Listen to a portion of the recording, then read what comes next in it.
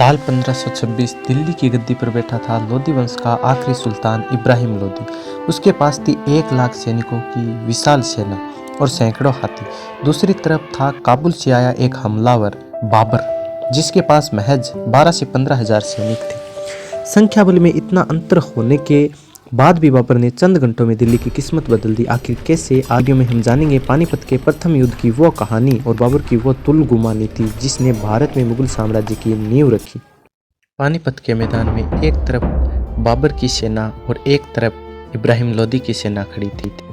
बाबर जानता था कि इब्राहिम लोदी की विशाल सेना उसे कुचल सकती है, इसलिए उसने रक्षात्मक घेरा तैयार किया। बाबर ने अपनी छोटी सेना को 3 मुख्य भागों में बांटा, एक दायां दस्ता, एक बायां दस्ता और केंद्र में बाबर स्वयं रहा और उसके पास कुशल तोपची थे और 2 रिजर्व सैनिकों की टुकड़ियों को उसने किनारों पे खड़ा कर दिया ताकि पीछे से वापस हमला किया जा सके। तो तुलगुमा का असली मतलब था दुश्मन को चारों तरफ से घेर लेना। बाबर ने अपनी सेना के बाएं हिस्से की सुरक्षा के लिए एक गहरी और लंबी खाई खुदवाई और इसे पेड़ों की टहनियों और सूखी घास से छिपा दिया ताकि दुश्मन के घोड़े उसमें गिर जाए।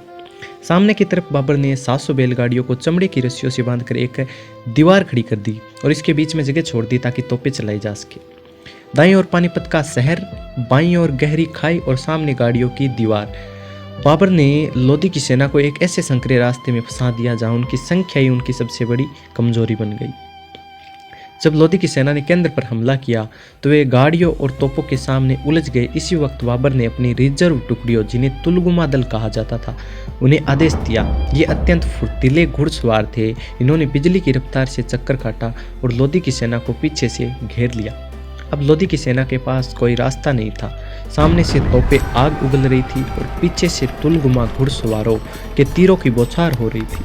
भारत के युद्ध में पहली बार था जब बारूद और तोपों का इतना घातक इस्तेमाल हुआ। उस्ताद अली और मुस्तफा के तोप खाने ने जब धमाके किए तो लोदी के हाथी डरकर पीछे मुड़े और अपनी ही सेना को रौंदना शुरू कर दिया। इब्राहिम लोदी वीरता से लड़ा, लेकिन वह बाबर की इस आधुनिक रणनीति को समझ नहीं पाया और युद्ध के मैदान में ही मारा गया। पानीपत की इस जीत ने दिल्ली सल्तनत का अंत किया और भारत में मुगल साम्राज्य की नींव रखी। यह जीत साबित करती है कि युद्ध केवल जोश से नहीं बल्कि होश और सही प्लानिंग से जीते जाते हैं। अगर आपको ये ऐतिहासिक विश्लेषण पसंद आया तो वीडियो को लाइक करें और ऐसी कहानियों के लिए चैनल को सब्सक्राइब करना ना भूलें। मिलते हैं अगले वीडियो में।